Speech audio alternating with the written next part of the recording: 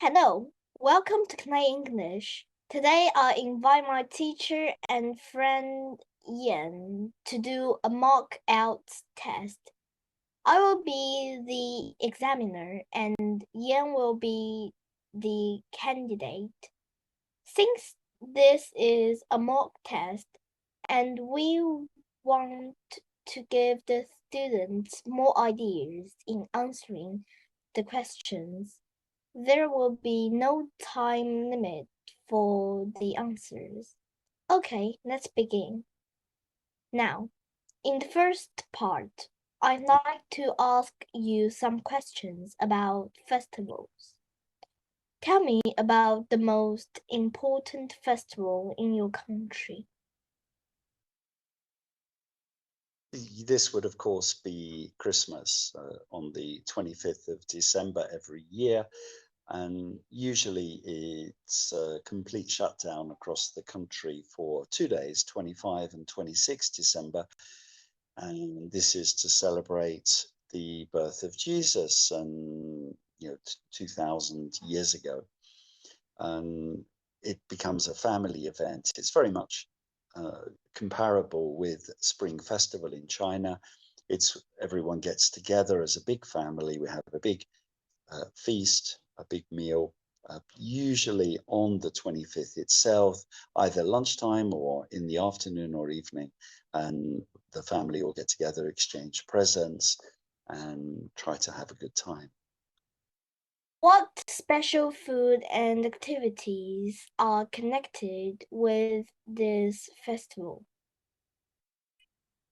It's traditional to have a roast turkey as a centerpiece of the main meal, along with stuffing and lots of vegetables and so on. And then for pudding, we usually have Christmas pudding, mince pies, things like that. And as far as activities are concerned, the main one is simply socializing around the meal time. But quite often the people will have games, maybe charades, and of course people spend a lot of time sitting around watching television and taking it easy. There's no equivalent to the Spring Festival Gala, but there are usually lots of special programs on television on the multiple channels people can choose. But for me, traditionally, it would be playing games, some kind of family game together. I think going back in history when I was younger and my family were all together in one place. What do you most enjoy about it? Probably the socializing, the family get together. When you grow up and leave home, then meeting your parents again and spending time with them is the enjoyable part of the family activity. When I was a child, then the highlight would have been receiving presents, and because I couldn't earn my own money, I didn't have any way of buying things, and so the only time I got anything new was at Christmas or my birthday, and Christmas particularly would be a special time to receive lots of presents, and that has generally spread. I think the present giving has taken over the true religious meaning of the festival. Do you think festivals are important for a country? Why? I think so. I mean, there's a feeling of being part of something. It brings the country together. You know that up and down the country, most people are doing the same as you. They're all celebrating together, and there's a feeling of camaraderie, of team spirit. If you are all conforming, you're all following the same trends. You feel part of something. So I think, yes, festivals do bring people together. In that sense, it encourages a national cultural feeling. But also it's time off. Most people stop work. Of course, not everyone, transport, hospitals, the police, these people have to work regardless. But the vast majority of people can stop working and have a rest. And it's good in that sense. You know, however hard you work, you need to have a break. And a festival is an organized plan. The whole country has a shutdown at more or less the same time. So yes, they're generally a good thing. Now, I am going to give you a topic. I'd like you to talk about it for a few minutes. Before you talk, you will have 1 minute to think about what you are going to say. You can make notes if you wish. Do you understand? Here is some paper and pencil for making notes. And here is your topic. I'd like you to describe a film or a TV program which has made a strong impression on you. All right, can you start speaking now, please? Okay, well, I'll talk about my favorite movie of all time, which is Back to the Future. This is a trilogy in 3 parts, and it's science fiction, and that particularly is my favorite genre. And there are elements of comedy and relationships along the way, but the main part of the story is science fiction.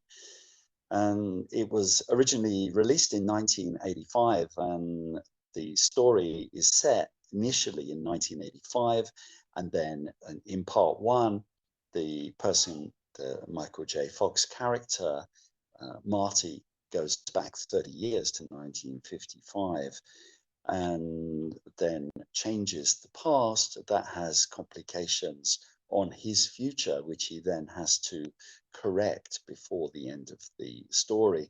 And so things don't quite go back the way they were. They actually turn out better than they were originally. And that was a beneficial side effect of the time travel. So I particularly like this movie because time travel is a very difficult concept to do well in movies, and many other movies have tried to look at time travel and done it very badly. Either they make it very easy to go backwards and forwards, or they get themselves confused over the problems of changing the past and what happens in parallel versions of the future. But I think Back to the Future got it right, and it's the only time travel movie which, in my opinion, has succeeded in solving all the issues. So this had a huge impression on me. I try to write science fiction short stories, and I don't touch time travel because it's not possible to improve on this particular concept. And for example, the only way that Marty can travel in time is using the DeLorean, and that requires 1.21 gigawatts of energy. So it's a very difficult process. It's not going to happen frequently, and that's part of the problem of getting back to the 1985 is where do you get 1.21 gigawatts of energy in 1955? And it resulted in knowing a bit about the fact there was going to be a thunderstorm, which was going to have a lightning strike on the clock tower. And the story all links together. There's lots of clues which link together. I like it in that sense. It's a mystery. There's lots of side issues, lots of jokes. For example, the professor doesn't believe Marty is from the future and asks him who was the president in 1985. And Marty says Ronald Reagan, and the professor says, "What, the actor? That's ridiculous. An actor being president of the United States." And so there's lots of jokes and lots of interaction between the past and the present. And in the later versions, part two and part three, then there's more time travel. He goes 30 years into the future to what was 2015, and then goes 100 years into the past, back to 1885, before everything has a happy ending as well, which I like. I like movies which have a happy ending. So for many reasons, this film impacted on me, and that's why it's still my favorite movie of all time. We have been talking about a film or a TV program which has made a strong impression on you. I'd like to discuss with you some more general questions relating to this topic. First, let's consider people's cinema-going habits nowadays. Do you think the cinema has increased or decreased in popularity in recent years? Yeah, I think there's two trends. Let's forget COVID because that's an interruption. Everything was closed. But one of the things is, as people get richer, they're looking at more ways of seeking entertainment, and going to the cinema is one way of entertaining yourself. But there's a lot of others. Um, so the temptation really is about the quality of movies. And unfortunately, I'm very critical of Hollywood movies over the last 20 years, and certainly my cinema going has declined and will continue to decline unless and until Hollywood change their attitude towards movies and make movies which are generally interesting. I don't like superhero movies. I don't like violence or horror. I don't like war movies, these sort of things. I like good stories. As I said, I like science fiction, but I don't want science fiction to involve a war, which seems to be the famous topic for most science fiction movies. So there are very few movies which appeal to me anyway. And then with the political correct agenda that's taken over Hollywood and indeed the whole of the West over the last 20 years, then the focus is no longer on the mass market or indeed on telling a good story. It's all very much about politically correct agenda. So in my opinion, the cinema has no future. And this is also because at home we now have large screens, high resolution. And when you watch a movie at home, you don't have the problem of people next to you using their smartphone, making loud noises, being antisocial. You can enjoy the movie in the peace and quiet, just with you and your family. You can talk to them as well about the movie without upsetting or interrupting other people, and so on. And it's free or almost free watching movies at home. So it's much more comfortable to do so, particularly with a young baby who wouldn't be happy in a cinema. So no, I don't see that the cinema has much of a future in the because people can avoid it and find other ways of entertaining. And as the future, people become more and more independent, living on their own. Going to the cinema on your own is not much fun. So there are extremely few movies where watching it on your own in a big screen are going to be better than watching it at home, where you can pause it, you can go back, you can watch it more closely, and you can enjoy it. And also you can stop, go to the toilet, go and make a cuppa, and then come back and carry on watching it. You can check your phone, you can do other things at the same time as watching a movie. So it's much more pleasant to watch it at home. But I do like going to the cinema, but it really is extremely difficult to find any kind of movie that's worth watching in the cinema now and paying money for. So in summary, no, I don't think that there's any future in the cinema unless they radically change their movie genre, their movie stories back to the way it was in the 80s and 90s, the peak of Hollywood movie making. Okay, next question. Okay, let's talk about making a film or TV drama of real or fictional events.